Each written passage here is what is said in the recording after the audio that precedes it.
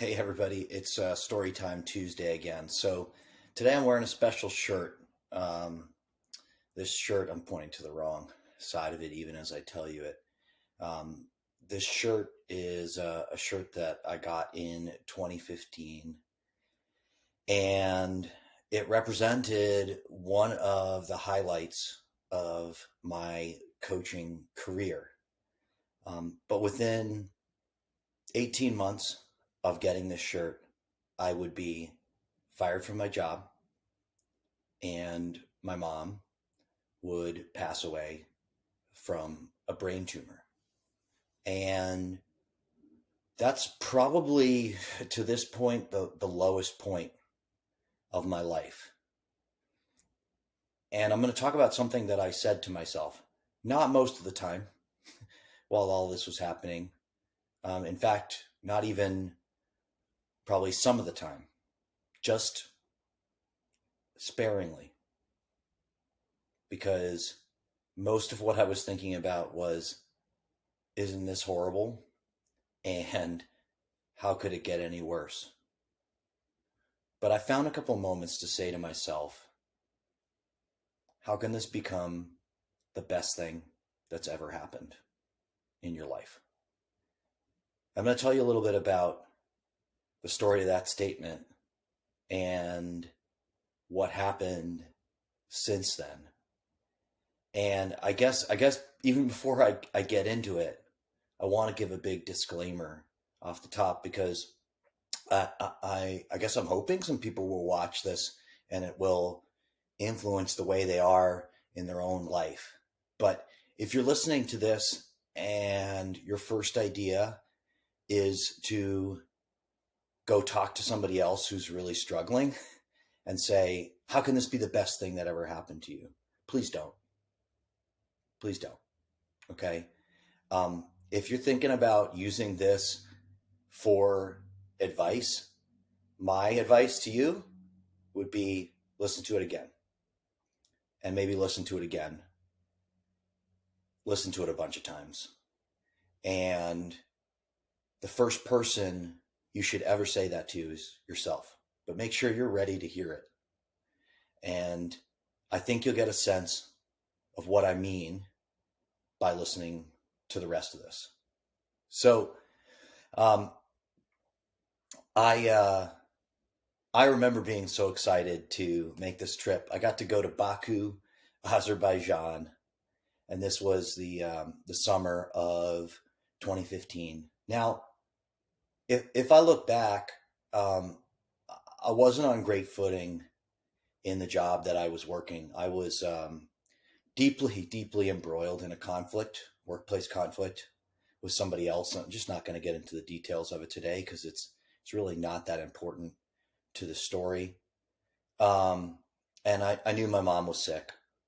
Um, and part of I remember even the consideration of making this trip was, could anybody be there in Denmark with my wife and then my daughter, who was just 1 year old at the time, because I was going to have to be away for a long time. But I remember loving this trip so much because coaching in Denmark had been a really estranging experience. Um, I had grown up with family over in Denmark my whole life that had always treated me as a member of the family. So I thought when I moved there, I really thought that I was going to fit in better, I guess. I hadn't been paying attention to the rest of my life. And a lot of the process of coaching had been extremely lonely. I will always look back fondly on this trip, if for nothing else than the experience to get somewhere, go somewhere that I probably will never go to again. We'll see in my life. And for the wonderful time I had with the other coaches that I went to the trip with. Um, these were three Danish guys still active in coaching today. One of them is the coach of the National Training Center. One of them is basically the coach of the best club team in Denmark, and another one as the national junior team coach. Um, and it was the first time on anything like that that I really felt like one of the gang. And it was really, really wonderful. Um, but going into the fall, um, the conflict would completely boil over on my team that I was coaching, and I was uh, unjustly fired.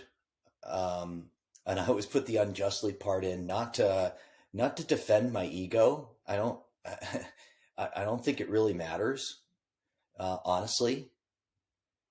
But actually, to say that even when the reason for you getting fired is uh, farcical on its face, it still really hurts.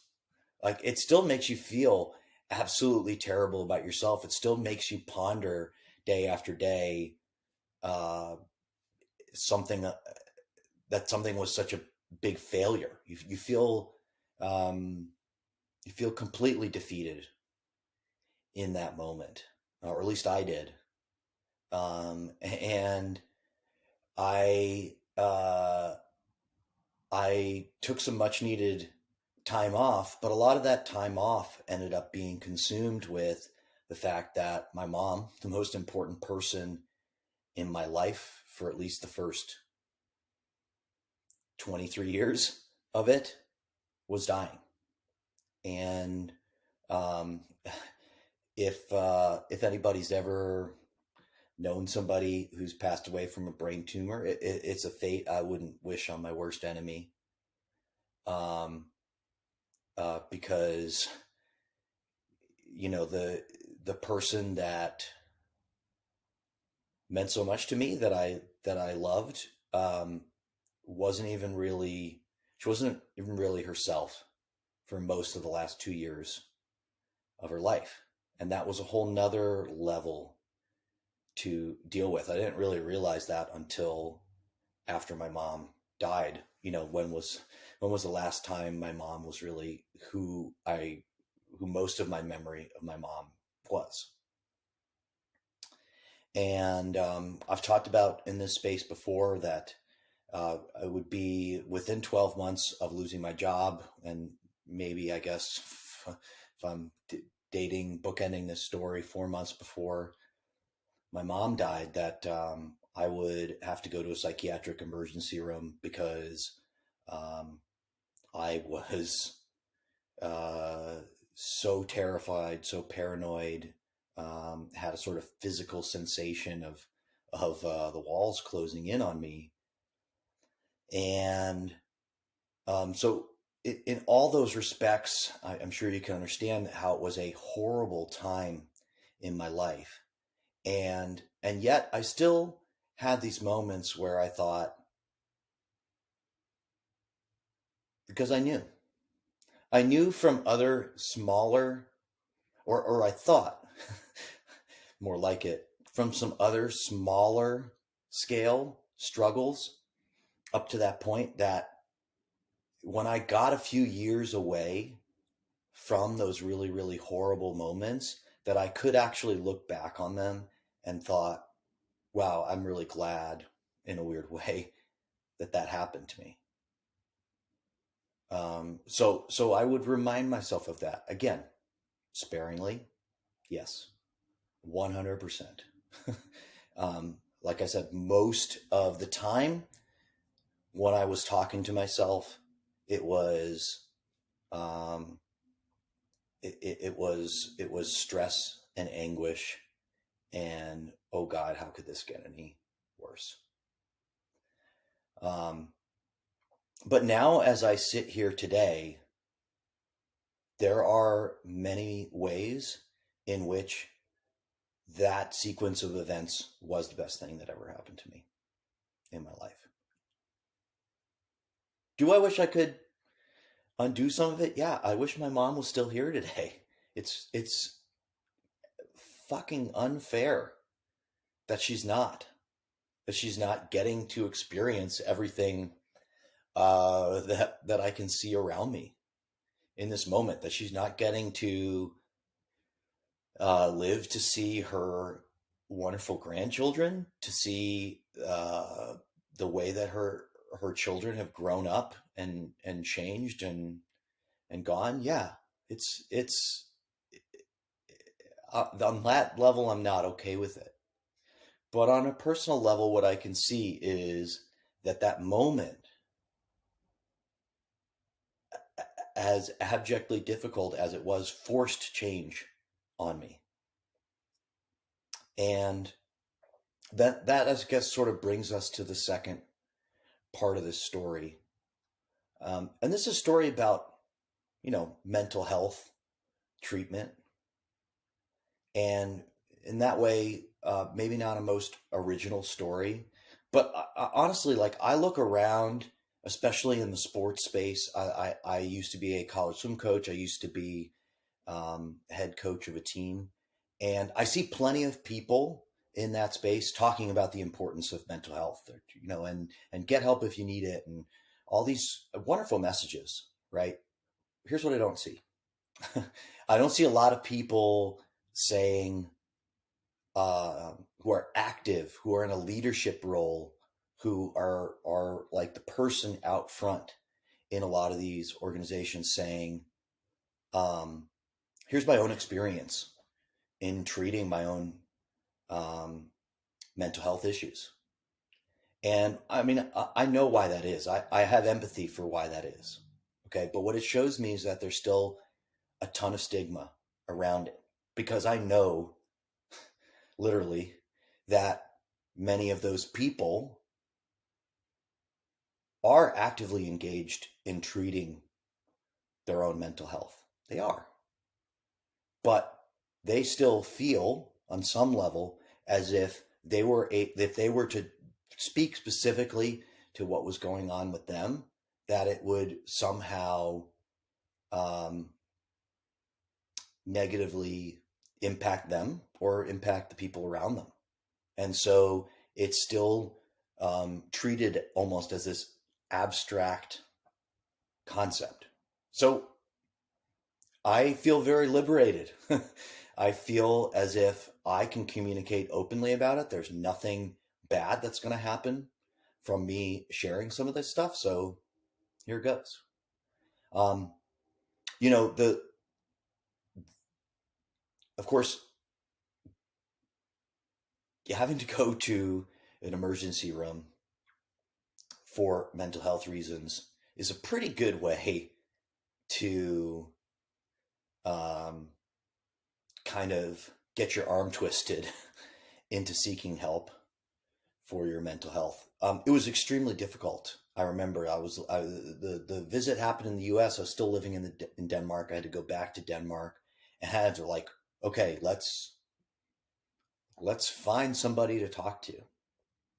Um, that was a multi-week process to do. Um, and I think anybody who has sought mental health treatment knows exactly what I'm talking about. That um, that just finding somebody that's available and that you have some confidence in to go talk to, like there's so many messages out there like, oh, go seek help. Like, it is not like, it's not like you dial 1-800 need a therapist and you just, oh, great, now you're in therapy, now you're getting help. It's like this paradoxical thing, because you know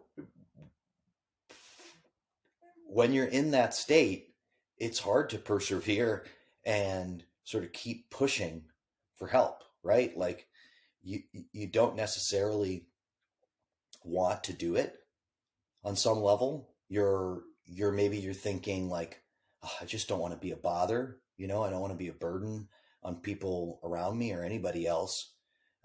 That's probably a piece of, for a lot of people, how they get into a really bad space with their mental health, is that they haven't been seeking help. So for it to be so hard to engage help, I think At least that's been my experience, and I've had to sort of re-engage at several junctures. It's extremely difficult. Now, do I think it's worth it? Absolutely. Right? Absolutely. In this case, I ended up finding a great therapist. We were moving back to the States, um, and I only had 3 months with this woman. And when I had my last appointment, I remember I got into the car and I cried, probably for half an hour straight. I just cried and cried and cried because even in that short amount of time, um, I had formed a, a relationship with my therapist, and now that relationship was over. You know, that therapeutic relationship was just going to be over, and it had helped me a ton. Um, getting forced into this situation, getting my arm twisted, as I said, it it got me to take that first step. And although progress, on my own mental health was definitely not a straight line, and I don't estimate that it'll be a straight line for most people. Um, and I had a lot of ups and downs along the way. It undeniably has made a huge difference for me today. Like, you know, the net effect of that work on myself, it has a long tail to it. So even as you're working on things, and you're in there, and sometimes you feel like you're making no progress whatsoever, or you're backsliding, or this, that, and the other. Um, you feel the after effects of what you end up doing way down the line, way down the line, and they're so much greater down the line than they were when you set out to do it. Um, you know, the so that's a mental health aspect of it. And this apart I can't extract whatsoever, but I've told many people this in private.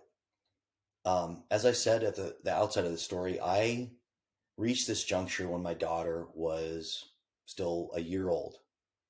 And in the first year of my daughter's life, I counted up on her first birthday a very depressing total. I slept away from home 60 days out of that first year. And I never intended that for that to be who I was as a father. I never brought the intention that I was like, you know what I want to do when I have kids? I would love to be that dad that's never around. But somehow I ended up there quite unintentionally. And I didn't know how to get out of it. And thank God I got fired, because it got me out of it. It got me out of a cycle where who knows when I would have stopped doing that. And it forced me to come home. And I spent a long time where I was doing my main focus of every day was to be home with my daughter. And you know what I realized? I realized it made a giant freaking difference. It made a huge difference in her life. Just that I was there, like not that I was doing, like, I think we get caught up so much in the details, like, oh, I got to do this piece of parenting right, and like, what's the right thing to say in this situation, and how do you handle this behavior, and blah, blah, blah, blah, blah. Like, the most important thing was that I was there. Just physically, my presence was there. I was giving her a hug. I was kissing her, and I was telling her that I loved her. And I could tell pretty quickly that it made a giant difference in her life. And as a result of that, when it came time for my wife and I to have a second kid. We had my son 4.5 years later. I had even though I had a lot going on, in scare quotes, at that time, I had a very intentionally at that time a plan that, like, I had to physically be present and be around and do things differently the second time around.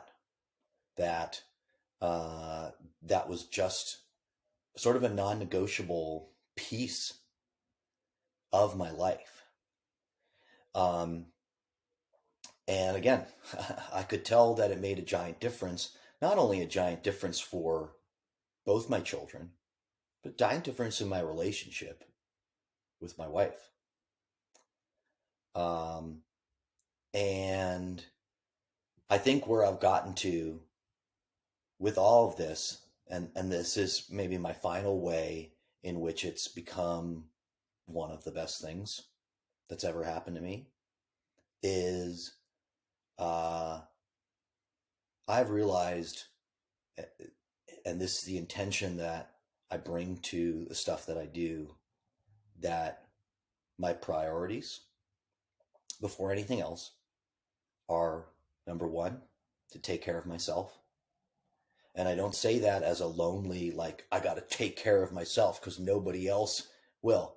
No, I say that as, if I don't, that I need to, of course, I'm using all this language that I don't want to use.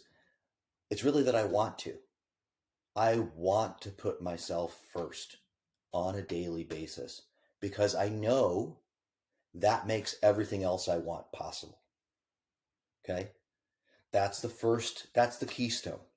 That's the step. I want to put myself first because my next two priorities, number two being my relationship with my wife. And like, maybe this is going to be a controversial list because I have the kids third. That's my top three: me, my wife, my kids. But I think I can't be, I can't prioritize my relationship with my wife if I don't take care of myself. That's an enhancer. It not only makes me show up better, but it allows her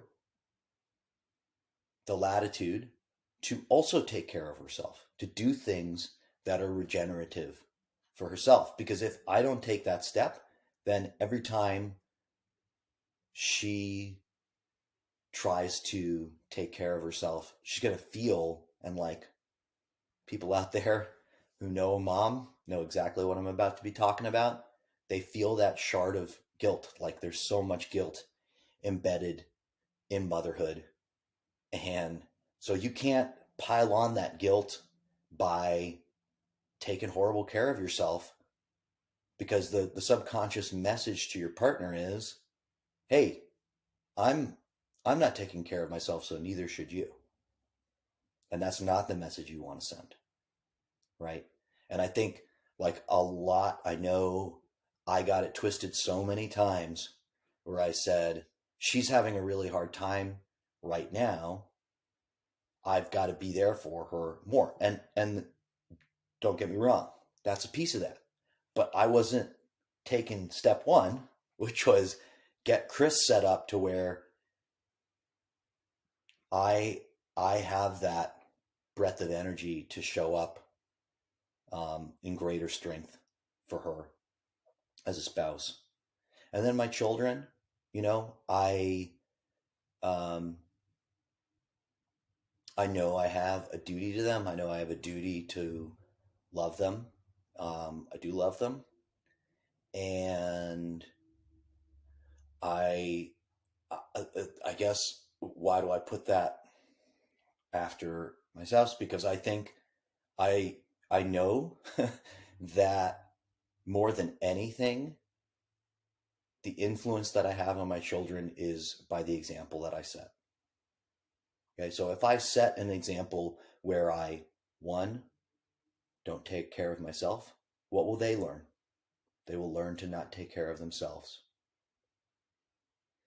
If I set the example, therefore, that I am not good to the person that I've chosen to be in a relationship with for life, then what am I teaching them? That it is not worth it to show up in a great way for the people, for the relationships that you choose in life. And I just don't. I just don't believe in that. So that's my story. I got a really nice response after last story time. I hope you guys enjoyed listening to it.